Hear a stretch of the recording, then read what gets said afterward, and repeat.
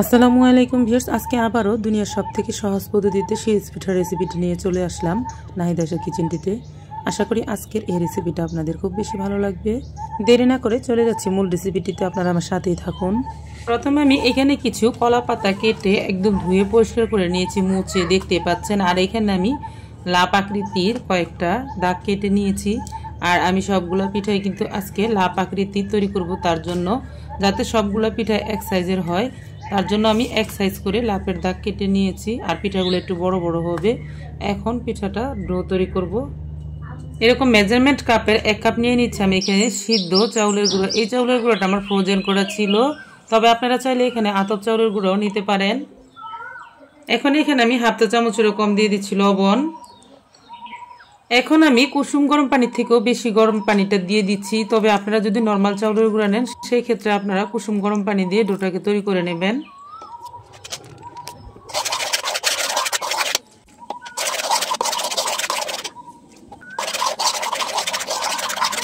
এখন আমি হাত দিয়ে খুব ভালো করে মথে নিচ্ছি, প্রায় 2 মিনিটের মতন করে।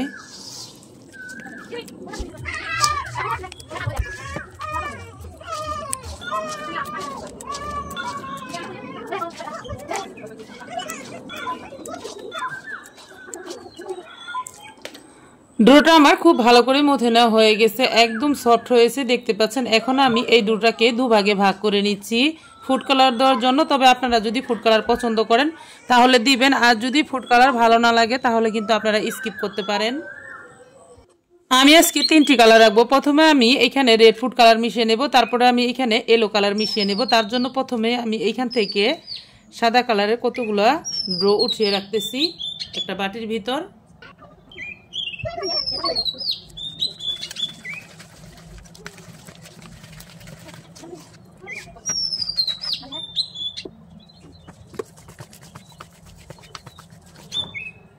এই তো আমি 3টা কালার রেডি করে নিয়েছি। এই 3টা কালার দিয়ে আজকে লাভ ডিজাইনের পিঠাগুলো তৈরি করব। তার জন্য আমি এখানে 3টা কালারের জন্য 3টা শিরিষ নিয়েছি। আর এই শিরিষের ভিতর কিন্তু ড্রোগুলা ভরে নিচ্ছি।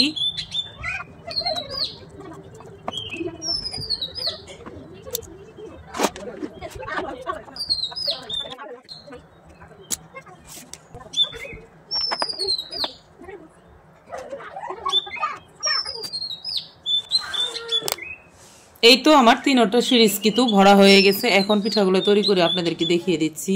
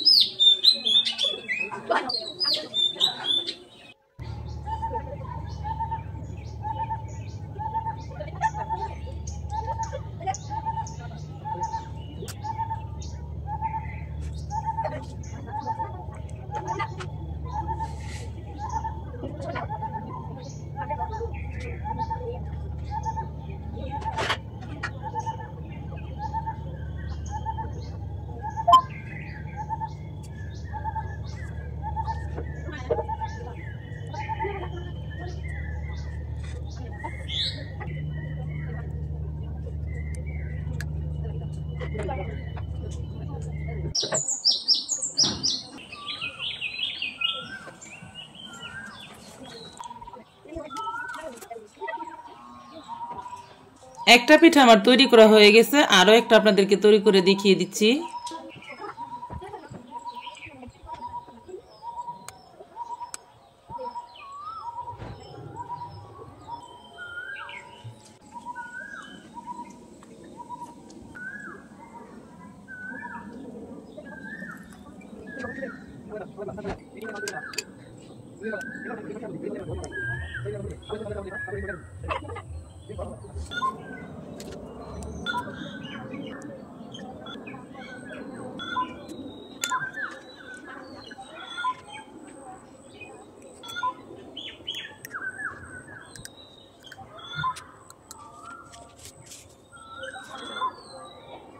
এই তো প্রিয় দর্শক, আমি কিন্তু অনেকগুলো পিঠাই তৈরি করে নিয়েছি। এখন পিঠাগুলো শুধু ভাপ দিয়ে নেব।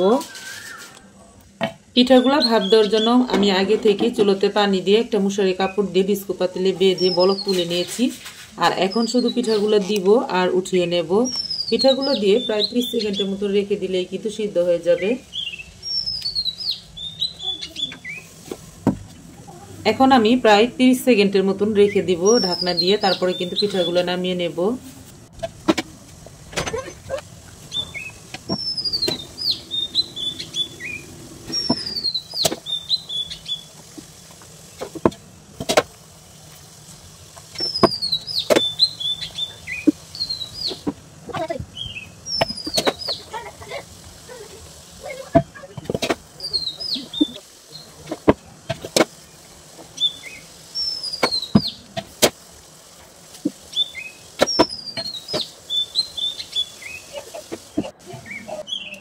এই তো প্রিয় দর্শক, সবগুলাই কিন্তু আমার ভাত দিয়ে নেওয়া হয়ে গেছে। এখন এই পিঠাগুলো আমি আপনাদেরকে ছাড়িয়ে দেখিয়ে দিচ্ছি, আপনাদেরকে একদম কাছ থেকে ছাড়িয়ে দেখিয়ে দিচ্ছি আসলে পিঠাগুলা কতটা বেশি সুন্দর আর কতটা বেশি লোভনীয় হয়েছে।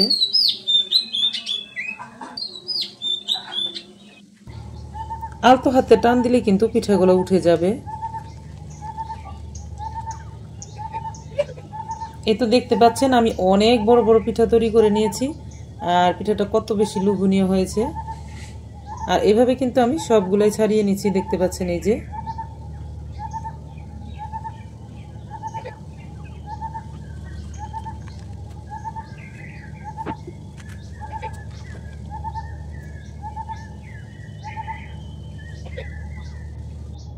এই তো প্রিয় দর্শক, আমার সবগুলো ছাড়িয়ে নেওয়া হয়ে গেছে। এখন আমি এগুলাকে রোদ্রে শুকিয়ে নিচ্ছি। এই তো প্রিয় দর্শক, দেখতে পাচ্ছেন শিরিষ পিঠাগুলো কিন্তু আমার রেডি করা হয়ে গেছে। তবে আমি কিন্তু একটু কম করেই তৈরি করেছি আজকে। দেখতে পাচ্ছেন এই প্লেটে যতগুলো দেখা যায় ততগুলো, যেহেতু পিঠাগুলো আমি অনেক বড় বড় তৈরি করেছি তার জন্য কিন্তু একটু কম করেই তৈরি করেছি। তবে আপনারা চাইলে কিন্তু বেশি করে তৈরি করতে পারবেন। আর এই পিঠাগুলো কিন্তু আপনারা ঈদ উল ফিতরের দিনে সকালবেলা সেমাইয়ের সাথে কিন্তু ভেজে খেতে পারবেন। আর এটা কিন্তু সেমাইয়ের সাথে ভেজে খেতে কিন্তু অনেক মজা লাগে। তো এখন এই শুকনা পিঠাগুলো কিন্তু আপনারা সারা বছরের জন্য সংরক্ষণ করতে পারবেন একটি এয়ারটাইট বক্সে রেখে। তবে আমি আপনাদেরকে আজকে ভেজে দেখিয়ে দেব। এখন আমি পিঠাগুলো ভেজে নেওয়ার জন্য একটা কড়াইয়ের ভিতর পর্যাপ্ত পরিমাণ সয়াবিন তেল দিয়ে খুব ভালো করে গরম করে নিচ্ছি। তারপর আমি পিঠাগুলো দেব আর উঠিয়ে নেব।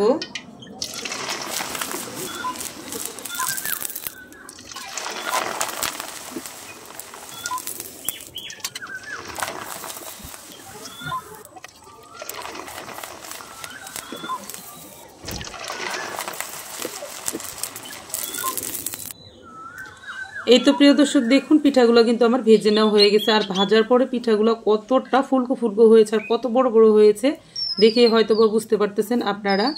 আর এই পিঠাগুলো কিন্তু তৈরি করা একদম সহজ আর অনেক বেশি ভালো লাগে।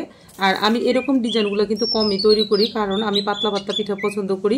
অনেকে হয়তো মনে করেন যে ঘন পিঠা তৈরি করলে হয়তো ফুলকো ফুলকো হবে না। দেখুন আমি এটাকে কিন্তু অনেক ঘন তৈরি করেছি, তারপরেও কিন্তু পিঠাটা অনেক সুন্দর ফুলে উঠেছে। প্রতিটা পিঠাই কিন্তু আমি এইভাবে তৈরি করেছি। এখানে আমি 4-5টা পিঠা মাত্র ভেজে নিয়েছি, বাকিগুলো আমি সংরক্ষণ করার জন্য রেখে দিয়েছি। এখন এই গরম গরম পিঠাগুলোর উপরে আপনারা চিনি ছিটিয়ে দিয়ে অথবা মিঠা শিরা করে ছিটিয়ে দিয়ে খেতে পারেন, আবার চাইলে কিন্তু এমনিতেও খেতে পারেন। তবে আমি আজকে আর মিঠা শিরা করে দেখাচ্ছি না। এই ভিডিওটি যদি আপনাদের কাছে ভালো লাগে বা আপনার কোনো উপকার আসবে বলে মনে হয় তাহলে কিন্তু ভিডিওটিতে একটি লাইক দিয়ে দিবেন। যারা ফেসবুক থেকে দেখছিলেন তারাও চাইলে কিন্তু ভিডিওটিতে একটি লাইক দিয়ে ভিডিওটি শেয়ার করে দিতে পারেন, যাতে সবাই উপকৃত হতে পারে। তবে আজ এই পর্যন্ত, আরও একদিন চলে আসবো নতুন কোনো পিঠা রেসিপি নিয়ে ইনশাআল্লাহ। ততক্ষণ পর্যন্ত আপনারা সকলে ভালো থাকবেন। সকলকে জানাই অসংখ্য ধন্যবাদ। আল্লাহ হাফেজ।